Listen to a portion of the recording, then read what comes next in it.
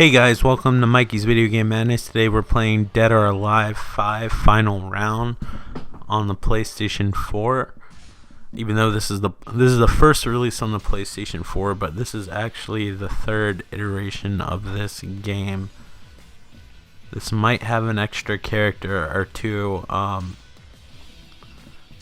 There was a version before this. I can't remember what it was called. It was like called Ultimate or something, but I think it had like a few extra characters from Virtual Fighter 5 and some characters from the newer Ninja Gaiden series.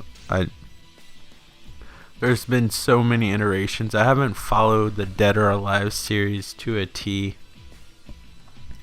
Like, I'd be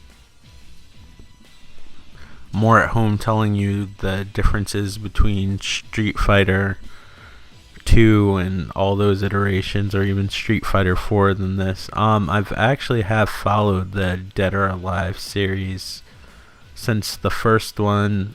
I'm sure there probably was an arcade version, but there was a Sega Saturn and PlayStation version, and I played the re-release of that on the original Xbox that came with a remake of Dead or Alive 3.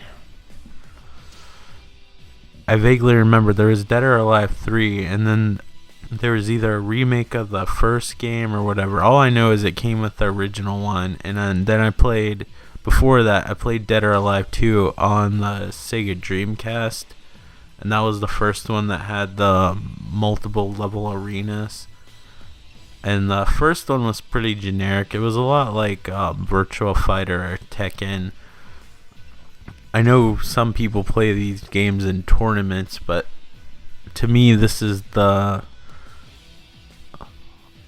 less technical version of all the 3D fighters. I know Street Fighter 2 and Mortal Kombat are technically in 3D now, but they function on a 2D plane, where this you actually can move around.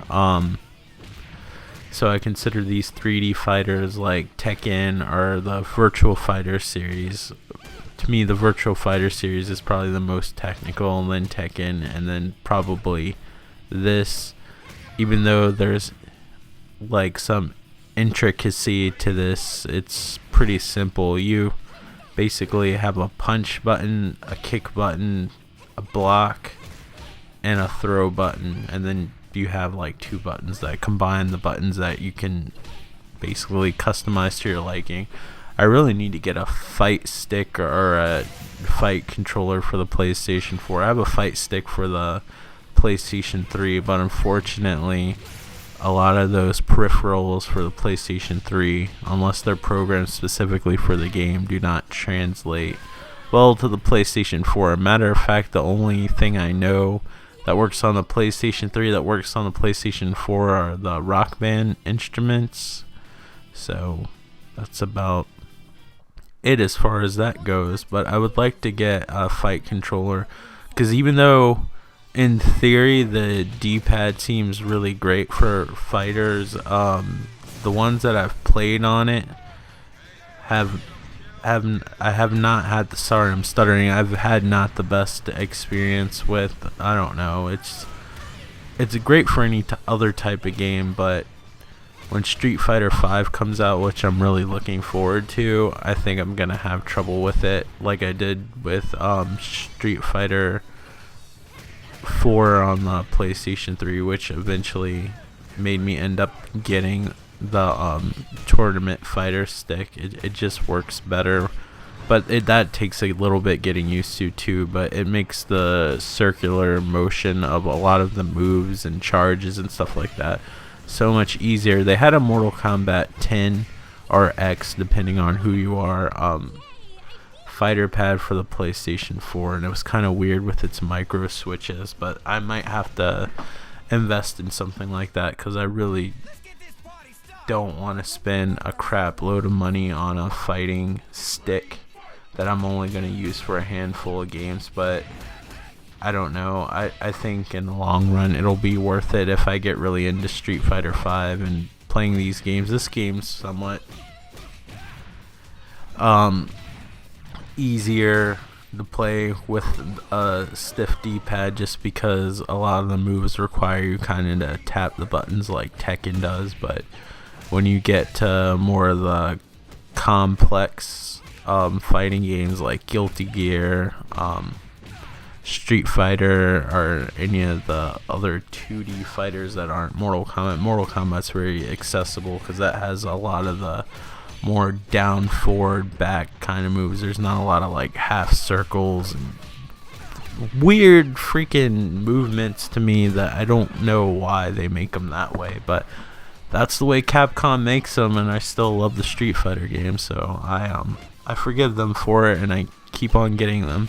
But the reason why I got this on PlayStation 4, this is final round, so I figured, oh, this will have all the DLC that was missing from the other versions, because I got a really cheap version of the first iteration of this game that was bare bones, and it was super cheap. I don't even think it was $10. And I'm not gonna lie, even though this game gets a lot of flack for its depiction of women, which I could see how it could turn away a lot of people, I do enjoy the gameplay, and I want to say simplistic gameplay, but if you're really good, I mean, you could destroy somebody who mashes buttons. This one actually seems a little bit more accessible than the other games, since maybe the first Dead or Alive, at least it feels that way to me. I mean, I might be looking through things through rose-colored glasses, but I just remember Dead or Alive 3 and 4 being a lot more difficult. Granted, as you saw earlier in this video, there's like freaking over 5 different difficulty levels, so it's the most difficulty levels I've ever seen in a game, except maybe Street Fighter, because they have like that star difficulty level, that difficulty setting where you keep on filling up the stars and stuff, I guess depending on the game, but I think most of them have, at least the console versions.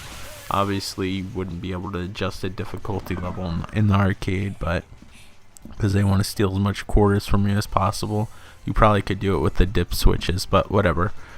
I'm way off task. But I'd really legitimately enjoy the Dead or Alive gameplay. I kind of like the flashy art style of the colors and characters. I know like the women a lot of times barely wear anything, but I don't know, to me it's just kind of like a funny novelty because it's just so ridiculous. I mean, it's not offensive to me because I mean it just looks silly, and I feel like even if it was offensive to me, I have a really strong stance on censorship in media and games and speech and stuff like that. I feel like you should be able to artistically express yourself, and even if it was offensive to me, I feel like it has a right to come out, so the games that I enjoy are able to come out as well. I mean,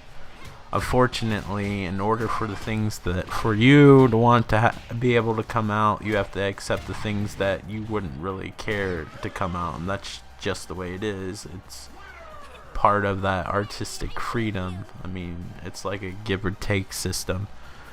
But anyway, yeah, I really wanted to do this game just because, since it's so colorful. I know it's weird to say considering a lot of my videos. It's amusing to me to record something that's so vibrant and have it turn out looking well on YouTube and stuff like that, because a lot of these games I play that are darker, compressed videos don't really show all that well, and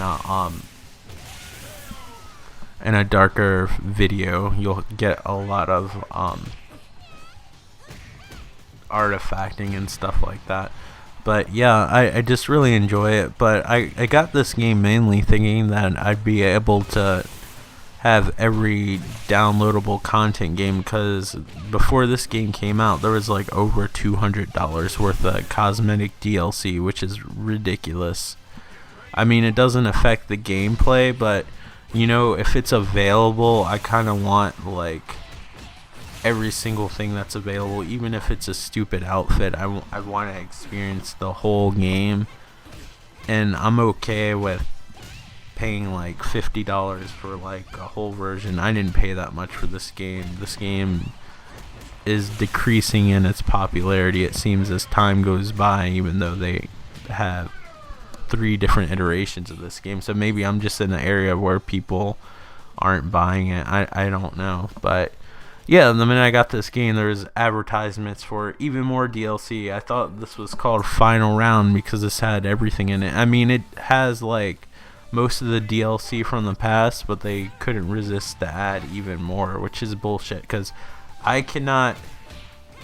know people bitch about Star Wars Battlefront and other games like Evolve and stuff like that, but the DLC in this game is, beside the on-disc DLC that Capcom produced, which they redeem themselves with a lot of the stupid shit that they've done in the past that's on disc, because the outfits aren't on disc or anything, or the DLC that you actually do download, but the amount of it and the price that own and all is just freaking ridiculous, and it's the worst I've probably seen in any game beside maybe like a fucking freemium game or something like that, which I'm sorry to say to all you casual freemium game players that love those sort of things, but I really don't consider those real games, and that's probably a biased opinion, but it's not so biased, because sometimes when I'm bored on my phone, I'm like, oh, I'll give this game a chance, and I've yet to play a freemium game I've actually enjoyed